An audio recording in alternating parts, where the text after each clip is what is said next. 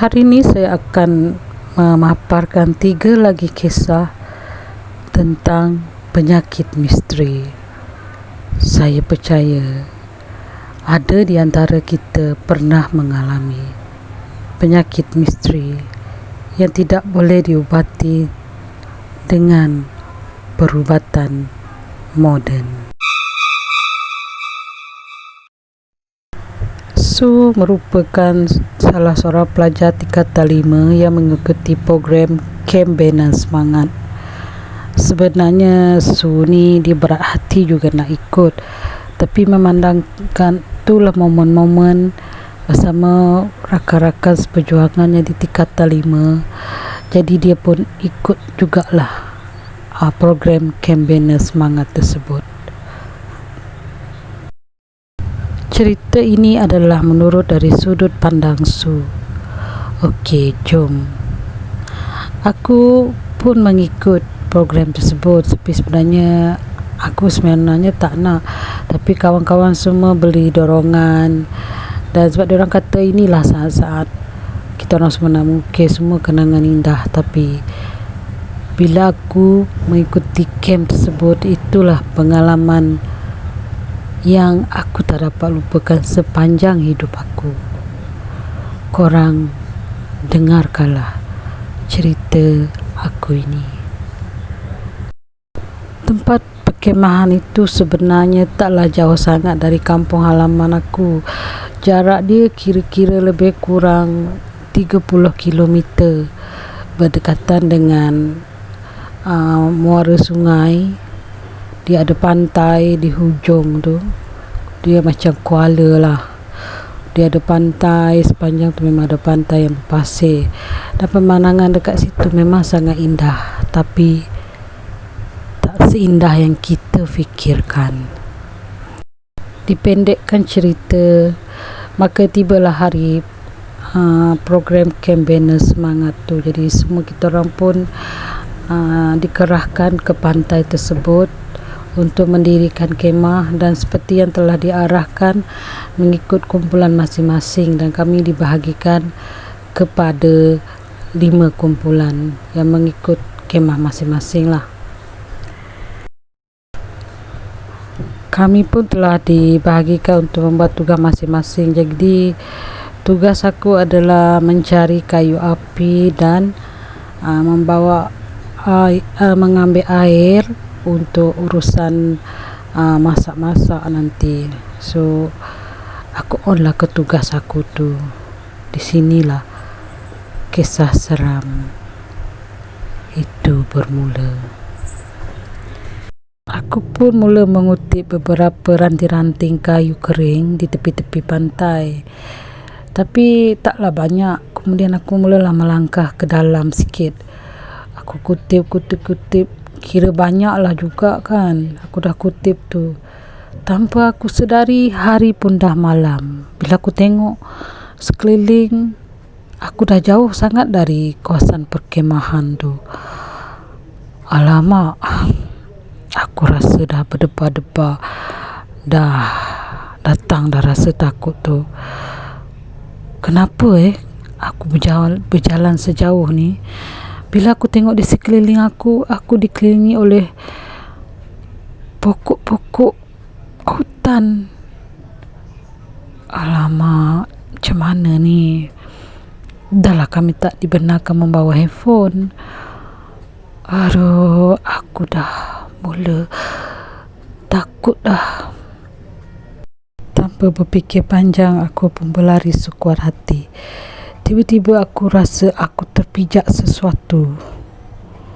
Alamak, tapi masa tu aku dah tak kisah. Aku terus berlari, dan akhirnya aku menarik napas lega bila aku nampak unggun api perkemahan kami tersebut. Perkemahan tu berjalan lancar seperti yang telah dirancangkan, dan 2 hari kemudian Camp Bina Semangat tu pun tamat. Kita orang pun pulang ke rumah masing-masing. Setiba di rumah, aku rasa kaki aku sakit sangat, dan bila aku tengok dekat kasut, Dekat situ aku sangat-sangat terkejut bila aku nampak satu benjolan hitam muncul di atas tapak kaki aku. Aku dah keracunan ke ni? Kena patuk ular ke apa kan? Aku mula risau sebab sakit tu bukan sakit biasa-biasa tau. Dia sakit macam menggigit. Macam itulah rasa sakit dia, tak dapat nak gambarkan. Perasaan aku masa memang betul-betul sakit sangat-sangat. Seminggu kemudian sakit kaki aku tu makin teruk. Tapak kaki aku tu hingga keseluruhan kaki aku tu bengkak. Sebengkak-bengkaknya. Aku pun beritahu mak lah. Yelah sebab masa tu pun kita orang tengah tunggu result SPM dan tak buat apa-apa. Bila aku beritahu mak, aku sangat terkejut bila tengok keadaan kaki aku macam tu. Okey, macam ni malam nanti kita pergi rumah makcik mah kau. Dia tahulah macam mana nak selesaikan masalah kau ni. Dipendekkan cerita, aku dan mak aku pun pergilah ke rumah makcik mah. Makcik mah ni adalah kakak kepada ayah aku. Dia memang agak terkenal di kampung kita orang tu dalam perubatan tradisional. So aku dan mak aku pun pergilah ke rumah makcik mah. Makcik mah pun dia perhati dan tengok kaki aku tu. Lepas tu aku pun bercerita, dia pun mengangguk, dan beberapa kali dia menganggukkan kepala bermakna dia faham apa yang telah berlaku kepada aku dan bagaimana aku boleh dapat masalah yang berlaku dekat kaki aku tu. Makcik mah pun ambil semangkuk air putih, diletakkan di depan aku dan dia pegang kaki aku dan bacalah. Aku tak tahulah adalah mentera-mentera yang dia baca tu sambil menutup mata. Agak lama, lebih kurang dalam 10 ke 20 minit macam tu lah. Aku dan mak aku pun senyap je lah. Dan tak berapa lama kemudian perlahan-lahan makcik mah membuka mata dan menceritakan apa sebenarnya yang telah berlaku kepada aku. So, kau ada buat silap. Kau ada pergi hutan kan dekat pantai tu. Ketika kau berlari tu, kau ada terpijak sesuatu. Dan benda yang kau pijak tu adalah kaki anak makhluk halus. Dan dia cakap dia nak balas dendam. Sebab itulah apa yang berlaku dekat kau sekarang. So nanti makcik akan ambil daun sirih dan tekap dekat kaki kau tu. Okey, dan kau hendaklah berdoa dan meminta maaf dengan setulus hati kau. Ya, itulah kalau kita pergi hutan ni kan kena hati-hati. Kena yalah, kalau dah sebelum maghrib tu kena balik. Kena sebab korang kena tahu pada waktu maghrib tu ke dunia alam gaib dan dunia kita adalah di atas satu garisan selari. Dan masa tu ramai makhluk yang berkeliaran. Sebab itulah kita tidak dibenarkan keluar pada waktu maghrib, sebab ketika itu pintu makhluk halus ke dunia kita sedang terbuka. Ujar makcik mah dengan suara yang sangat-sangat serius. Makcik mah pun mengambil beberapa helai daun sirih dan kemudian dia bacakan beberapa mentera dan menghembuskan ke daun tersebut. Selepas tu daun tersebut ditekapkan ke atas kaki dan belakang kaki aku. Beberapa lama kemudian daun sirih itu bertukar menjadi warna hitam. Dan kemudian yang seramnya, Bila mak letakkan dalam air putih tu, warna hitam tu semua luntur daripada daun sirih tu. Aku tak tahulah ini magic ke apa ke, tapi yang aku rasa aku memang betul-betul dah buat salah dekat makhluk tu. Dan dalam masa yang sama, aku pun berdoa memohon maaf dengan sepenuh hati aku. Dan mak pun turut membantu dengan membacakan beberapa mantra yang aku tak fahami. Mak aku cuma diam je di sebelah aku. Akhirnya sesi perubatan tu pun selesai dengan baik dan selamat.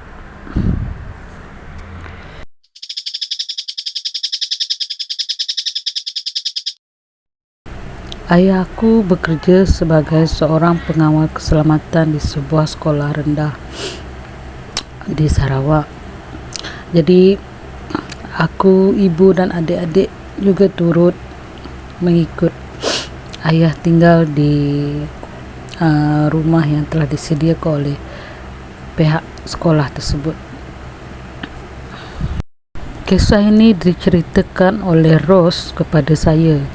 Jadi nama dan watak di dalam ini saya telah tukarlah supaya tidak mengganggu privasi ya. Okey, jom kita dengarkan kisah dari Ros. Rumah yang dicadangkan oleh guru besar tersebut adalah sebuah rumah yang terletak tidak jauh dari sekolah tersebut. Rumah tersebut nampak dari luar sangatlah selesa dengan laman yang luas, dan belakang rumah pun sangat cantik, bersih, sesuai untuk bercucuk tanam. Ibu Ros ni memandangkan dia duduk rumah itu buat apa-apa. Jadi di halaman rumah tu Ibu Ros tanamlah pelbagai jenis bunga, seperti bunga pokok kertas, bunga raya, macam-macam lah. Dan di halaman rumah tu pula Ibu Ros bercadang untuk menanam buah-buahan dan sayur-sayuran. Begitulah cadangan Ibu Ros ni tadi. Dipendekkan cerita, pada petang Sabtu tu Ibu Ros dan ayah Ros ni pun membersihkan halaman belakang tu. Diorang tebas macam-macam lah, diorang cabut mana-mana macam tumbuhan yang tak diperlukan, dan diorang ada juga bakar rumput-rumput di salah satu pokok besar di belakang rumah tu. Inilah kisah seram tu. Beberapa hari selepas ayah dan Ibu Ros tu membersihkan halaman rumah, adik Ros yang kecil tu tiba-tiba merengek tak berhenti, meroyan. Dah tantrum tak tentu pasal. Diorang semua risau, kenapa adik Ros tu jadi macam tu. Dah 3 bulan selama ni pun diorang tinggal situ, belum ada satu pun peristiwa pelik yang berlaku. Ayah dan Ibu Ros pun dah panik dah dengan adik Ros yang tak berhenti-henti menangis, seolah-olah ada gangguan misteri. Bila ayah Ros ni kerja shift malam, keadaan ini sangatlah melelahkan Ibu Ros, sebab dia sorang-sorang je nak menangani keadaan adik Ros yang menangis tenteram. Ros sendiri pun bercerita dia pun tak dapat tidur dengan keadaan adiknya tak berhenti-henti menangis. Dan tiba-tiba kan ibu dia pegang adik dia tu, tiba-tiba ibu dia rasa macam basah di belakang tengkuk adik dia tu. Dan apabila dia membelek belakang tengkuk adik dia tu, dia kelihatan seperti luka yang tengah bernanah. Ya Tuhan, apa semua ni? Kata Ibu Ros. Sebaik saja ayah Ros balik tamat shift di pada pagi tu, Ibu Ros terus mengadu dekat ayah Ros dan memberitahu keadaan adik Ros yang dah tak terkawal. Dan ditunjukkan juga di belakang leher, di belakang leher adik Ros tu kepada ayah Ros, dan ayah Ros pun terfikir ada sahabat lama dia yang tahu bagaimana nak menyelesaikan masalah adik Ros ni. Keesokan harinya, ayah Ros pun memohon cuti kepada guru besar untuk menghantar adik Ros tu pergi berubat. So diorang pun teruskan perjalanan ke kampung sahabat lama ayah Ros tu. Di sinilah punca penyakit misteri tersebut terkuak. Setiba di kampung tersebut, ayah Ros terus menuju ke rumah Pak Rahman. Pak Rahman pun menyambut kedatangan mereka dengan baik dan menjemput mereka masuk. Ayah Ros dan Pak Rahman pun berbincang agak lama tentang perkara yang telah melanda adik Ros. Pak Rahman pun berkata kepada ayah Ros, "Supaya kalau boleh aku cadangkan kamu dan keluarga kamu bermalam dekat rumah aku ni 3 malam. Sebab benda ni memang ada gangguan. Nanti aku akan jelaskan. Kau ada isteri, kamu dan isteri kamu pun ada terbabit dalam perkara ni. Okey, sabar ya." Selepas perbincangan itu, ayah Ros dan ibu Ros pun bersetuju untuk bermalam di rumah Pak Rahman. Pada malam pertama tu, adik Ros masih menangis seperti biasa. Pakcik Rahman pun mengambil segelas air putih dan dia membacakan sesuatu dan menghembuskan pada air putih itu. Kemudian dia menyuruh ibu Ros untuk mengusap air putih itu ke wajah adik Ros. Kemudian adik Ros agak tenang sedikit dan akhirnya tertidur. Pada malam kedua tu, Pak Rahman memanggil ayah dan ibu Ros dan dia pun memberitahu apa sebenarnya berlaku berdasarkan cerita ayah Ros. Sambil menghidangkan kopi yang tengah panas, suam-suam tu dan sedap untuk diminum. Selepas menghirup kopi tu, Pakcik Rahman pun mula bercerita. Semasa kamu berdua mengemaskan halaman depan dan belakang rumah tu, korang berdua ada membakar rumput-rumput di sekitar pokok besar di belakang halaman rumah tu. Jadi kamu orang berdua telah mengganggu tempat tinggal makhluk tersebut dan anak dia juga terkena api yang korang bakar. Sebab tu dia nak balas dendam. Dia macam kita juga kan, makhluk ni pun dia ada perasaan. Jadi korang kena faham. Jadi Man, kita orang berdua nak buat apa ni Man? Kita orang berdua bukan sengaja pun. Kesian anak aku tu Man, dia masih kecil Man. Pakcik Rahman pun ke dapur dan dia datang membawakan beberapa daun kucai. Dan dia menghulurkan daun kucai itu kepada ayah Ros dan meminta dia supaya melayurkan daun tersebut di atas api, lalu tekapkan di bahagian leher adik Ros yang bermasalah. Dengan izin Tuhan, semua benda akan kembali normal dan penyakit adik Ros tu akan disembuhkan. Pada malam yang terakhir, Pakcik Rahman menyerahkan sebotol air putih yang telah didoakan dan menyerahkan kepada ibu dan ayah dan meminta mereka berdua agar menyiramkan air putih itu di sekeliling pokok yang pernah mereka bakar tu. Dia kata dengan izin Tuhan semuanya akan kembali normal. Ibu dan ayah pun mengangguk. Keesokan pagi tu kami sekolah pun balik ke rumah yang berdekatan dengan sekolah tu. Bila cuti sekolah bermula, kami adik-beradik akan berkunjung ke ke kampung atuk dan nenek yang terletak berdekatan dengan sungai. Setiap kali cuti sekolah memang best sangat, boleh main puas-puas. Begitulah apa yang diceritakan oleh Dian. Dian bukan nama sebenar, tapi di sebalik keseronokan tu kadang-kadang ada keseraman. Pada cuti sekolah tersebut, aku dan adik-adik aku balik ke rumah atuk dan nenek di sebuah kampung yang sangat indah. Aku dengan adik aku yang bongsu akan tinggal dengan atuk dan nenek, manakala adik aku yang nombor 2 dan nombor 3 ikut ayah dan ibu aku sebab ayah aku bekerja. Jadi tinggallah aku dan adik aku yang bongsu.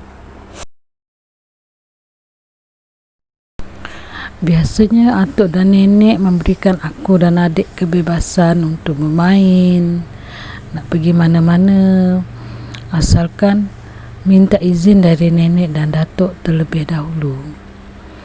Biasanya aku tak akan bawa adik aku sebab ialah aku risau nak bawa dia, takut nanti dia tak tahu jalan nak balik. Aku biasalah bila masa tu aku masih kecil lagi, aku takut nanti aku lupa pula bila aku dah leka bermain.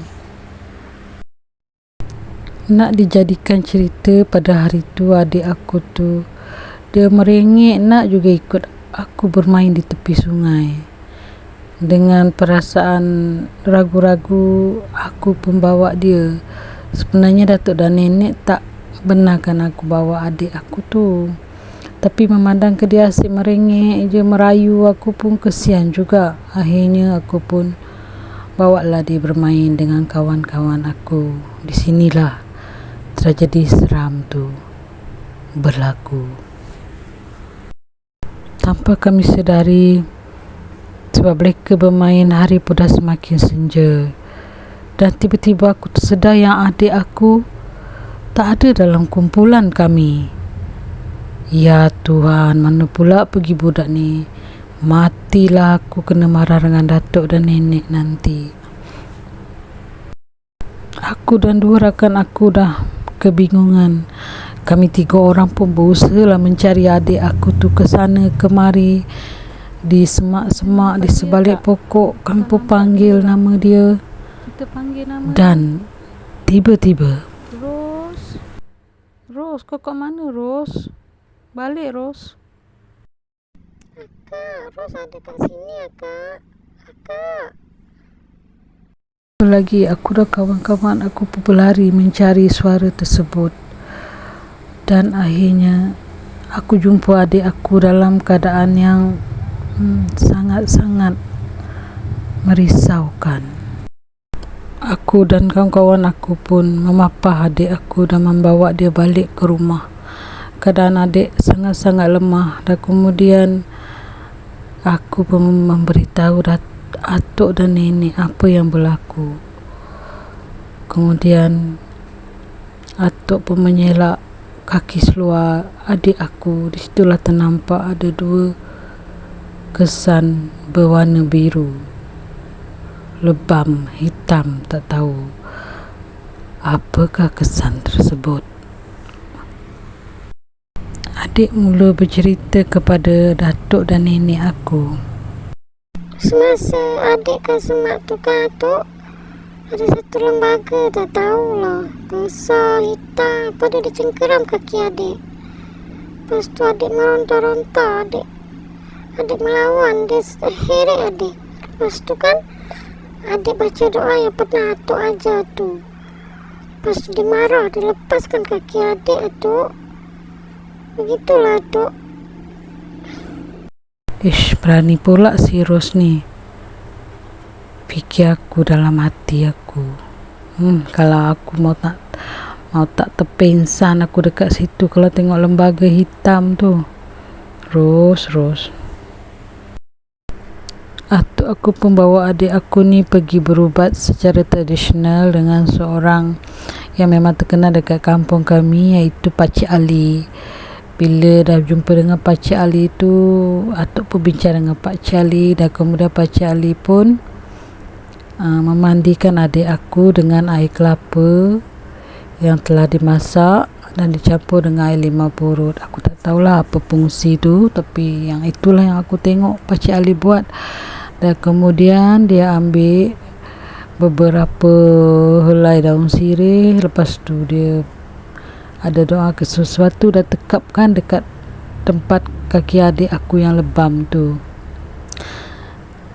Itulah yang aku tengok selama 3 malam macam tu lah. Lepas tu keadaan kaki adik aku tu dengan izin Tuhan pun semakin baik. Cuma lalas dia tinggal macam kesan gigitan. Itulah yang macam membekas dekat kaki adik aku sampai hari ini.